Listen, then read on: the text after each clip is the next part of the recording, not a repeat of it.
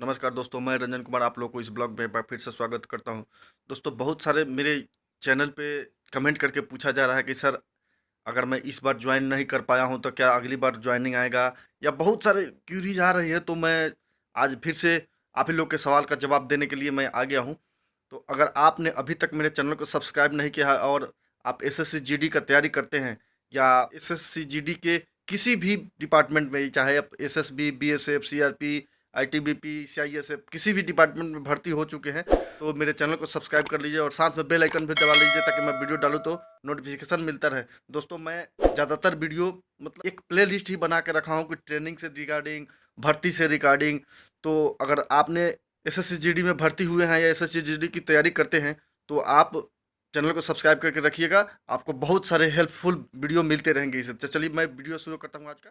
सबसे पहले मैं बात कर लेता हूँ कि एज रिलैक्सेशन मिलता है कि नहीं। तो दोस्तों, एक बात बता दूँ, इंडिया में रिजर्वेशन चलती है, और रिजर्वेशन आपको भी पता है, सबको पता है कि रिजर्वेशन एसटी, एससी और ओबीसी को ही मिलती है।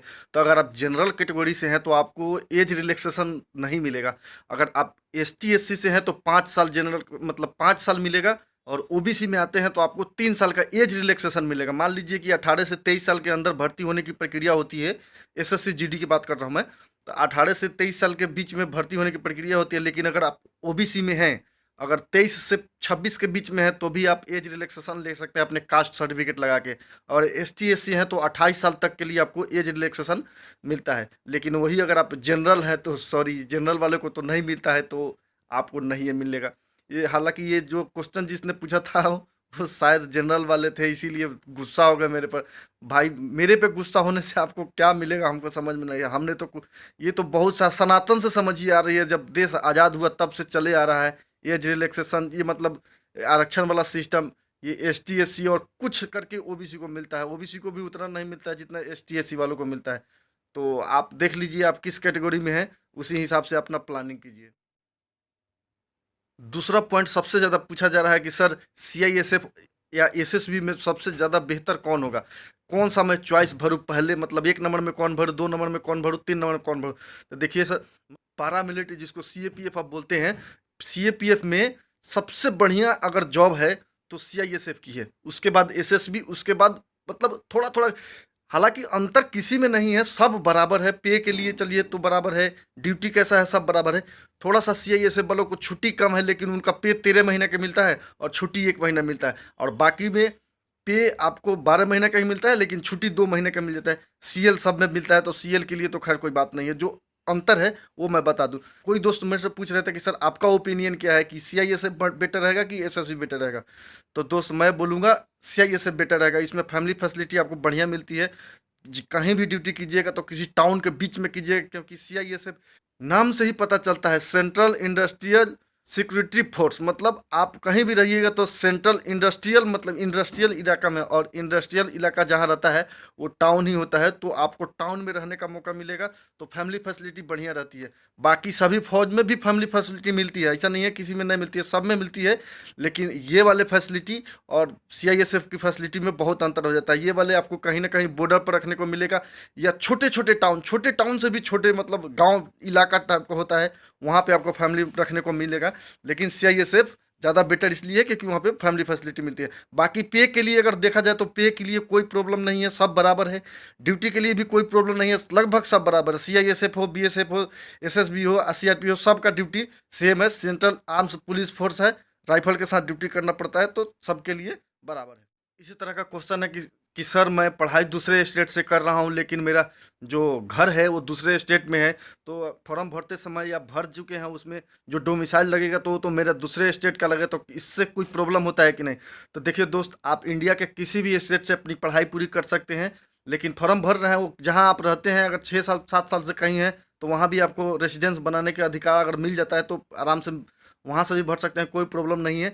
पढ़ाई की मतलब जो आप बोर्ड है, बोर्ड से कोई मतलब नहीं है। कहीं किसी भी बोर्ड से पढ़ाई कीजिए, किसी भी स्टेट के बोर्ड से पढ़ाई कीजिए, आपको सीएपीएफ में आने के लिए कोई प्रॉब्लम नहीं है। और बहुत सारे दोस्त हमसे ये भी पूछ रहे हैं कि सर, सीएपीएफ में जाने के लिए क्वालिफिकेशन क्या होना चाहिए। तो दोस्तों, सीएपीएफ के लिए मिनिमम क्वालिफिकेशन है मैट्रिक पास। अगर आप मैट्रिक पास है, सिर्फ पास मार्क, परसेंटेज कितना भी हो, थर्ड डिग्री से भी पास हैं, तो सिर्फ आपको पास मार्क देखा जाएगा और आपकी भर्ती हो जाती है। तो आप अगर अभी तक अपनी तैयारी नहीं किया है तो तैयारी कर दीजिए, बहुत सारे अपॉर्चुनिटी है। अभी हाल फिलहाल में पिछले महीने मार्च में ही लगभग 1 लाख के करीब में भर्ती निकलने वाली थी, जिसमें सिर्फ एसएसबी का 13,000 न्यू भर्ती है। बाकी जो वैकेंसी है जो डिफिशियंसी को फिलअप करने के लिए है वो और ऐड होगा, तो 16-17 हज़ार सिर्फ एसएसबी में है। इसी तरह सभी फौज का आने वाला है, तो अभी से आप तैयारी कर दीजिए, जो जॉगिंग दौड़ना दौड़ना शुरू कर दीजिए और पूरी तैयारी कीजिए। पढ़ाई आप किस बोर्ड से किए हैं ये मायने नहीं रखता है, सिर्फ पास मार्क चाहिए, तो इसलिए आप निश्चिंत होकर तैयारी कीजिए, कोई प्रॉब्लम नहीं होगा। अगर आप भर्ती भी हो चुके हैं दूसरे स्टेट के बोर्ड से, अगर पढ़ाई करके और दूसरे स्टेट से आप भर्ती हुए हैं तो भी कोई प्रॉब्लम नहीं है। स्टेट का डॉक्यूमेंट आप लगाइएगा, वो अपने स्टेट पढ़ाई का जो डॉक्यूमेंट लगाइएगा वो उस बोर्ड में भेज के आपका वेरिफिकेशन करा लेगा। बस फर्जी नहीं होना चाहिए, फर्जी होने से थोड़ा सा प्रॉब्लम। कुछ दोस्त ऐसे भी हैं जो इनका कहना है कि सर मैं इस बार ज्वाइन नहीं कर पाया हूँ, क्या दोबारा ज्वाइनिंग आएगा? तो दोस्त मेरे चैनल पर आप जाइए, बहुत सारा वीडियो पड़ा हुआ है, उसमें एक रीज्वाइनिंग वाली वीडियो है, तो वो वीडियो आप देख लीजिए, आप निश्चिंत रहिए, आपकी ज्वाइनिंग आएगी। वो वीडियो देख लीजिए। आप किसी भी फौज में हैं, एसएसबी, बीएसएफ, सीआरपीएफ, मतलब किसी भी में है, तो आपका रीज्वाइनिंग एक बार और आएगा, एक बार और चांस आपको मिलेगा।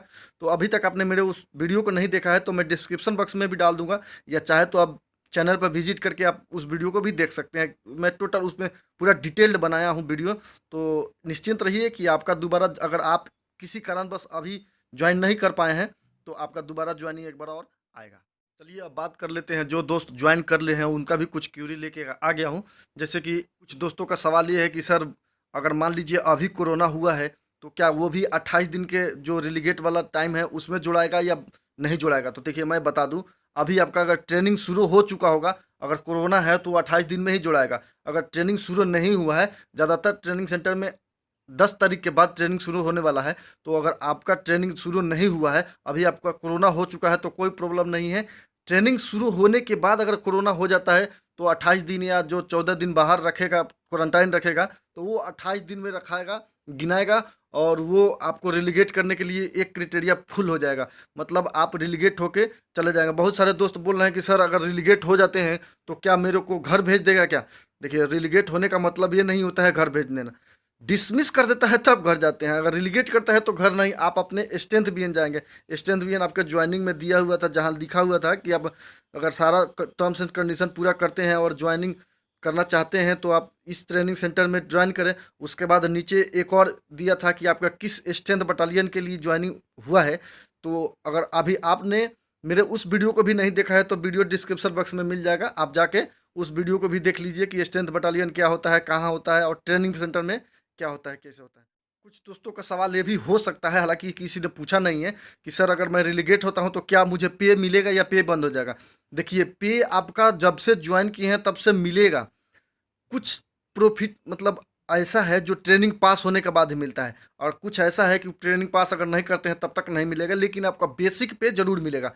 चाहे आप ट्रेनिंग सेंटर में रहें, चाहे आप स्ट्रेंथ बटालियन में रहें, तो आपका पे बंद नहीं होगा, पे चलते रहेगा, इसके लिए निश्चिंत रहिएगा। हालांकि किसी ने पूछा नहीं है, मैं खुद से बता दिया हूँ कि हो सकता है किसी ने पूछ दे, क्योंकि अभी बहुत सारे कमेंट आ रहा है कि सर मैं रिजाइन देना चाहता हूँ, सर मैं रिलीगेट होने वाला हूँ, मेरा पैर फ्रैक्चर हो गया। तो दोस्त मैं पहले से ही बता रखा हूँ, अभी भी कुछ नहीं बिगड़ा है। जिन दोस्तों ने अभी मेरे चैनल पर विजिट कीजिए, अभी पूरा वीडियो नहीं देखी है, ट्रेनिंग स्ट्रेटेजी वाला वीडियो कम से कम आप जाके जरूर देखिए, क्योंकि उस वीडियो को देखना बहुत ज़रूरी है अगर ट्रेनिंग एक बार में निकालना है तो। क्योंकि हाल फिलहाल में 1-2 महीना पहले एक इस तरह का ऑर्डर आया है कि जो व्यक्ति 2 साल से ज़्यादा ट्रेनिंग में लगाया है, या 3 बार से ज़्यादा ट्रेनिंग में लगाया है, 3 साल के अंदर, ये 2 साल के अंदर ही अगर 3 बार से ज़्यादा ट्रेनिंग सेंटर में गया है, मतलब बेसिक ट्रेनिंग करने के लिए, और या 2 साल से अधिक लगाया है, उसको डिसमिस फ्रॉम सर्विस करने का एक ऑर्डर ऐसे सर्कुलेट हुआ था। तो आप थोड़ा बच के रहिए, अपने आप को बचा के ट्रेनिंग कीजिए, क्योंकि हो सकता है कोशिश कीजिए कि एक ही बार में अपना ट्रेनिंग निकाल लें, क्योंकि बाद में प्रॉब्लम फेस करने से अच्छा है थोड़ा सा कष्ट सही, थोड़ा सा गाली गलौज सही, और एक ही बार में निकाल लीजिए। अगर कोई दोस्त चाहता है कि सर हम रिलीगेट होकर चले जाएं, हो सकता है कि बहुत, एक दोस्त ने हमको कमेंट भी किया था कि सर मैं एसएसबी को छोड़ के आ गया हूँ, एप्लीकेशन लिख के एप्लीकेशन जमा कर दिया था, फिर मैं आ गया हूँ, क्या मैं अब अगर दोबारा क्या मैं अगर दोबारा जाकर ज्वाइन करना चाहता हूँ तो क्या ज्वाइनिंग ले सकता है कि नहीं ले सकता है? तो दोस्त मैं बता दूँ, कोई भी कदम उठाने से पहले बहुत सोच समझ के कदम उठाया जाता है। आप जोश-जोश में आपने एप्लीकेशन लिख के दे के आ गया है, अगर वो एप्लीकेशन दिल्ली चला गया होगा मतलब फ़ोर्स हेडक्वार्टर में भेज दिया होगा, तो आपकी जॉइनिंग अब फिर नहीं होगी और ना ही दोबारा रीजॉइनिंग आएगी। क्योंकि बहुत सारे एक दोस्त हमसे ये भी पूछ रहे थे कि सर मैं एसएसबी को छोड़ के आ गया हूँ, एसएसबी को एप्लीकेशन देख के छोड़ के आ गया हूँ, तो क्या फिर से मेरा जॉइनिंग आएगा? तो दोस्त आपका जॉइनिंग अब नहीं आएगा, आप बहुत बड़ा गलती कर दिए। कोई बात नहीं है, फिर से तैयारी कीजिए। आपका मतलब भाग ट्रेनिंग सेंटर से भागने से अच्छा है कि आपने जॉइनिंग एप्लीकेशन लिख के दे के आया है, क्योंकि जो भाग के आता है उसके लिए प्रॉब्लम बाद में बहुत फेस होता है, उसका डॉक्यूमेंट सीज हो जाता है, फिर से आप किसी भी सीएपीएफ में भर्ती नहीं हो सकते थे। लेकिन अगर आपने एप्लीकेशन दे के आया है तो कोई प्रॉब्लम नहीं है, फिर से तैयारी कीजिए। अगली बार आपका अभी हाल फिलहाल में आने वाला है की भर्ती आने वाली है, आप तैयारी कीजिए और लगे रहिए, फिर से आप जाइएगा और हिम्मत बांध के एक ही बार में ट्रेनिंग पास करने की कोशिश कीजिएगा। बहुत सारे सवाल एक ये भी पूछा जा रहा है कि सर मेरा मतलब पेंशन कब से आना शुरू होता है? तो दोस्त एक बात बता दूँ, जब तक आप जॉब में रहेंगे तब तक पेंशन नहीं आएगा। जॉब छोड़ के आने के बाद या रिटायरमेंट होने के बाद पेंशन मिलती है। अगर मान लीजिए आप 20 साल 4 महीना टोटल कैटेगरी मतलब क्राइटेरिया है 20 साल 4 महीना जॉब करके अगर आप छोड़ के आते हैं तो आपको पेंशन मिलेगा। Pension new pension system NPS के तहत आपको पेंशन मिलेगा। और रही बात कितना मिलेगा, तो कितना के लिए देखिए ये 2004 से शुरू हुआ है, तो 2004 से 20 साल 2024 में पूरा होगा।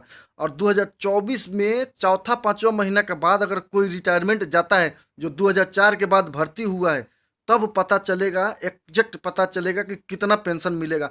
हालांकि ये एक बढ़िया टॉपिक है, मैं फिर कभी एक वीडियो डेडिकेटेड वीडियो पेंशन पर बना दूंगा, ओल्ड पेंशन सिस्टम और एनपीएस मतलब न्यू पेंशन सिस्टम पे। तब तक के लिए आप इतना ही जान लीजिए कि एनपीएस के तहत कितना पेंशन मिलेगा जब तक 2024 के बाद, वो भी 2004 के बाद वाला भर्ती वाला कोई जब तक पेंशन नहीं जाता है या रिटायरमेंट नहीं जाता है या वॉलंटियर नहीं जाता है, तब तक एग्जैक्ट पता नहीं चलेगा कि कितना मिलने वाला है। पेंशन आपको मिलेगा, टेंशन नहीं लीजिए, सबको मिलेगा पेंशन, लेकिन थोड़ा बहुत थोड़ा कम या थोड़ा ज़्यादा हो सकता है एनपीएस और ओपीएस के लेके, लेकिन पेंशन सबको मिलेगा कि जितने भी कर्मचारी है केंद्रीय कर्मचारी सबको मिलेगा। तो चलिए फिलहाल इस वीडियो में इतना ही है। उम्मीद करता हूँ कि आपको ये जानकारी अच्छी लगी होगी। अगर अच्छी लगी होगी, अगर आपने अभी तक इस वीडियो को देख लिया है तो चैनल को सब्सक्राइब कर लीजिए। मैं एम रखता हूँ इस बार वीडियो के लाइक का कम से कम 700 लाइक, और वीडियो को अपने दोस्तों के साथ शेयर कीजिए। एक बात मैं बता दूं, ज्ञान बांटने से ज्ञान की कमी नहीं होती है दोस्त। तो मैं आशा करता हूं कि आप अपने इस वीडियो को अपने दोस्तों को अपने अपने घर पर वीडियो को शेयर कीजिएगा, ताकि उनका भी मनोबल बढ़ते रहे और जो तैयारी कर रहे हैं उनके लिए भी कुछ मोटिवेशन मिलता रहे। चलिए फिर मिलेंगे अगले वीडियो में, तब तक के लिए नमस्कार, बाय बाय, जय हिंद।